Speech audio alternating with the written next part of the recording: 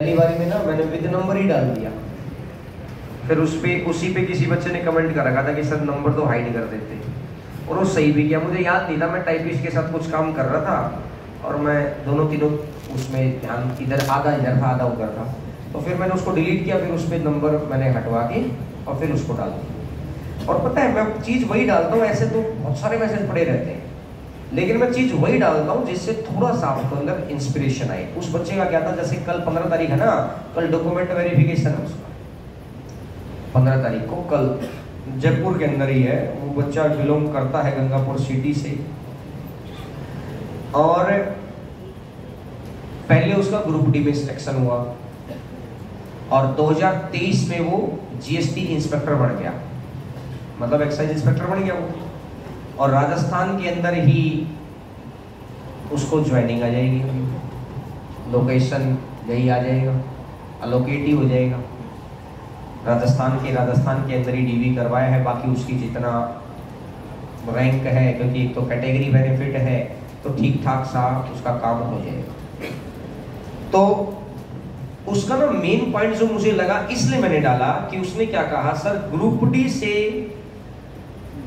GST inspector तक Gangapur city हुआ, करौली हुआ, दौसा हुआ, ये 3 डिस्ट्रिक्ट तो इतने, और आप में से भी बच्चे होंगे, वहां तो रेलवे में जॉब लग जाए जन्नत नया माना जाता है, यही है। और 70% माधोपुर भी रेलवे में जॉब लग जाए। अब उस बच्चे की रेलवे में वो सारी उम्र चाहता तो ग्रुप डी काटता, लेकिन उसने मेहनत की। यहाँ आया तो कभी यही सोच के था कि चलो ठीक है यार, यहाँ मैथ कर लेंगे, रीजनिंग कर लेंगे, इंग्लिश कर लेंगे, जो भी होगा ठीक है, कभी न कभी देखा जाएगा, ग्रुप डी तो करेंगे, रेलवे करने आए हैं। लेकिन यहाँ करते करते करते करते करते करते बच्चे के माइंड में ना वो माहौल बनवा देते हैं धीरे धीरे धीरे धीरे मेहनत कर करके, कि उसको ना अल्टीमेट में बार बार सीजीएल का नाम ले रहा था। बहुत सारे बच्चे कई बार आके कहते हैं सर आप और एग्जाम का नाम नहीं लेते, इसका नाम लेते रहो। जंगल में गए हो, नाम लेते रहो, खुद को कॉन्फिडेंस देते रहो, शेर को मारूंगा भाई आपसे। गिदड़ आएगा तो वैसे ही मार दोगे तुम, तो फिर समझा ही बात को। नाम ही गिदड़ का लोगे तो शेर आते ही फिर चुपचाप बैठना पड़ेगा। तो कहानी सीजीएल का नाम इसलिए लेते हैं कि भाई उसके नीचे है बाकी सारे एग्जाम, तो कोई जिन किसी एग्जाम को क्रॉस कर देंगे। अब उस बच्चे को ना, वो बच्चा खुद ही था, उसमें लिखा भी हुआ है कि सर मैं क्लास में आना चाहता हूँ। जैसे जिन बच्चों का पुराना बैच हो जाता है तो फिर ऐसे बताते ही है कि भाई बताओ सर कब आना है।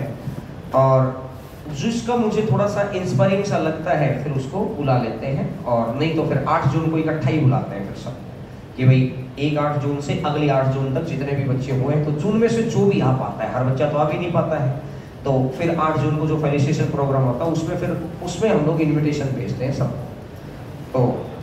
तो आप यकीन मानो, जब आप सिलेक्शन ले जाएंगे तो इन्विटेशन आपके मेरे पास भी आएगा, है ना आप। और मेन बात क्या है, उस बच्चे को ना मैंने बहुत बोला कि सैटरडे आ जाओ, क्योंकि वो फ्राइडे यहीं आएगा जयपुर में, तो वो कह रहा था कि सर मैं सैटरडे भी रहूँगा वहीं पर।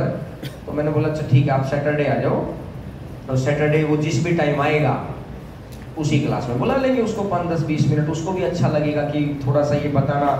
कि फिर उस बच्चे का फ़ोन आ गया मेरे पास, उसने बोला कि सर मैं क्यों कहानी सुनाना चाहता हूँ कि जब हम लोग पढ़ते थे ना, तो मेरे सामने भी ऐसे लगभग 10 लोग आए होंगे, बैच में बुलाता रहता हूँ मैं, जब तो 10 लोग आए होंगे, तो मैं भी कभी बैठा बैठा यही सोचता था पीछे कि कभी ऐसा मौका भगवान हमको भी देगा कि हम भी किसी को इंस्पायर कर पाए। उसके अंदर वो इच्छा आई, क्या पता 2, 2.5, 3 साल पहले आई, आज भगवान ने उस काबिल बना भी दिया। मतलब उसने ना एक अच्छा कर्म करने का सोचा कि सफल भी मैं ही होऊंगा, लेकिन इससे इंस्पायर दूसरे हो। तो वो सारे बच्चे ना इन सारी प्रोसेस से गुजरे, प्रैक्टिस क्लास हुआ, कंसेप्ट क्लास हुआ। तो बात क्या है कि अभी ना बहुत दिन से प्रैक्टिस क्लास चल भी नहीं रही थी, तो इस सैटरडे से उसको स्टार्ट कर रहे हैं। प्रैक्टिस क्लास का टाइमिंग क्या होता है कि जो कंसेप्ट क्लासेस से अलग हो, इसमें जो अपने यहाँ का पढ़ा हुआ बच्चा है, चाहे जिसका बैच पूरा हो गया है, आपके माध्यम से आप उसको भी बता सकते हो। बस कंडीशन एक ही है कि अपने यहाँ का स्टूडेंट हो, वो कोई भी बच्चा ज्वाइन कर सकता है। उसकी ना एक अलग से सीट बनती है, जैसे इस सैटरडे की मैंने बनवा दी। मैंने क्या किया है, 2023 का जनवरी से लेकर लास्ट तक एक भी क्वेश्चन जो भी आया था ना, प्रॉफिट लॉस का डिस्काउंट था, मैंने सारे क्वेश्चन ले लिए, ए से लेके जेड। छोटा था बड़ा था कुछ भी था, प्रैक्टिस है मेन तो, छोटे को स्पीड। फिर ये सिखाना है बच्चे को कि एग्जाम में पेपर अप्रोच कैसे करने हैं। तो ऐसे अगर मैं मानता हूँ कि मैथ की 20 क्लास लगी, 20 रीजनिंग की लगी, जीएस के लगी, उसके साथ एक जीएस का भी खेल है इस बार से। पहले अकेले मैथ के चलाते थे, फिर मैथ रीजनिंग करने लगे धीरे। इस बार से मैं सोच रहा हूँ इसके साथ साथ कुछ और नया सोचा है, वो मैं सैटरडे दिखाई दे जाएगा।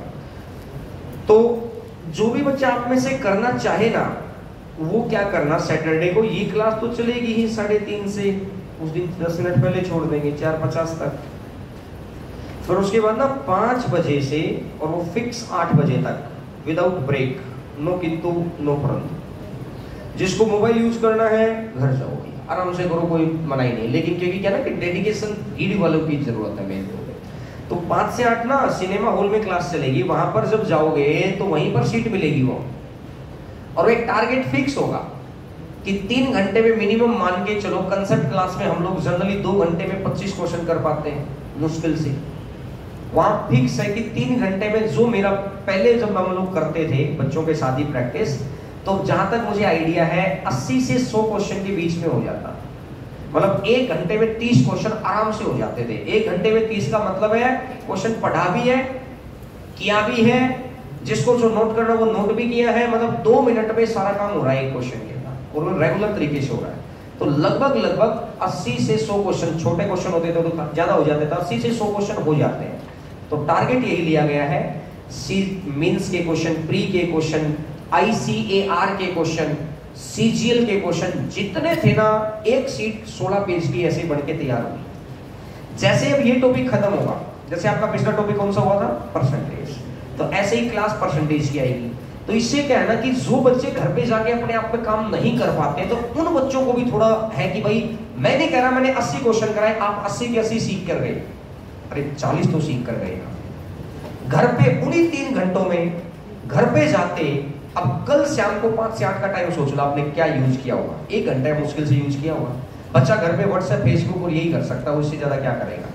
अब कई बार बच्चे को लगता है कि सर ये प्रीवियस ईयर तो हम ही कर देते हैं, मैंने 11,000 प्लस दिए, बता दो कितने बच्चे करते हैं। मेरा एक्सपीरियंस तो है 10%, 15% बच्चा मुश्किल से करता है, बाकी को तो खोल के भी नहीं देखता है क्या चीज। बात समझ में आई।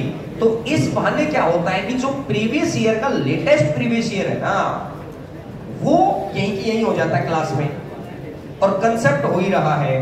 तो इससे क्या है कि थोड़ा और कॉन्फिडेंस आ जाता है, थोड़ा और कंसेप्ट याद हो जाता है। मेन पॉइंट ये।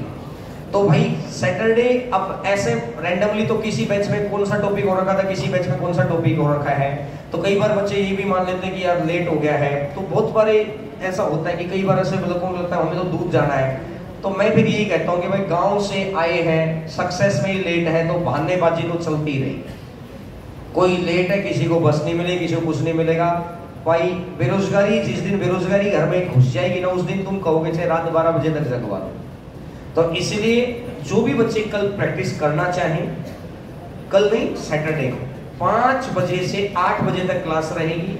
उसमें ऐसा इश्यू नहीं होता कि सर मैं 7 बजे उठ के जाऊंगा, फिर हमें बोलता है कि हे प्रभु आप आओ ही मत, आप 5 बजे ही चले जाओ। क्योंकि उसमें क्या रहता है कि एक बच्चे को जो है तो दिमाग में दूसरे के भी जाता है, फिर तीसरे के भी जाता है, तो ऐसा माहौल ही क्रिएट ना हो वहां पर। तो 5 से 8 इसी प्रकार अगले सैटरडे चलेगी। अब ये हर सैटरडे का तो पक्का शेड्यूल ही हो गया। फिर ये 2 दिन में हो जाए, फिर 2 क्लास हो जाएगी, जैसे 2 दिन छोड़ के 1 दिन हो गया। तो इसमें क्या रहता है कि 5 बजे तक जनरली क्लासेस रहती हैं, तो उस दिन मेरा जो 5 से 6:30 वाला बैच है उसको मैं ऑफ कर दूंगा। एक आध बैच को तो ऊपर नीचे करना पड़ता है, या दिन में उसको देखेंगे, किसी बैच को 1.5 घंटा पढ़ा के एडजस्ट करेंगे उस बैच को। तो प्रॉफिट लॉस का जिसको थोड़ा मोटा ज्ञान है वो आराम से बैठ जाना, जिसने मेरे से पढ़ ही लिया है वो तो बैठो ही बैठो। एटलीस्ट 2023 के सारे क्वेश्चन हो जाएंगे उस दिन, तो इससे क्या है कि आइडिया लग जाएगा। तो ये काम इस सैटरडे से शुरू हो रहा है। अगले सैटरडे जैसे रीजनिंग की लगेगी, इस सैटरडे आपकी तो 3:30 से 5 रहता है। तो अभी मैंने सोचा है या तो 5 से 8 में ही मैथ का कराएंगे, या 4 से 8 है, तो 4 से 5 जीएस भी चलवाएंगे। तो जीएस में इस तरीके से सोचा गया है कि एक कंसेप्ट सिखा के फिर वहीं की वहीं उस कंसेप्ट के 50 क्वेश्चन 20-22 मिनट में एक सर ने एक बात बताई, कुछ आपको बता दी, कुछ बता दी बढ़िया तरीके से। फिर उसी कंसेप्ट पे जो प्रीवियस ईयर का आया हुआ 50 क्वेश्चन कंसेप्ट वाइज कंसेप्ट छाट के रख लिया। फिर टीचर क्लास में 50 क्वेश्चन बोलेगा, एक एक बोलते रहेंगे सारे के सारे, तो कुल मिला के उसको याद हो जाएगी बात। अल्टीमेट प्रायोरिटी है कि कंसेप्ट के साथ साथ प्रैक्टिस होती रहेगी। तो जब ऐसी 20, 30, 40 क्लासों से आप गुजर जाएंगे ना, तो बहुत सारा सिलेबस उसी में हो जाता है। समझ गए ना मेरी बात? तो ये है इस सैटरडे का टास्क। तो जो भी बच्चा करना चाहे वो कर सकता है। अब 29 नंबर क्वेश्चन पर आ जाओ, क्वेश्चन नंबर 29।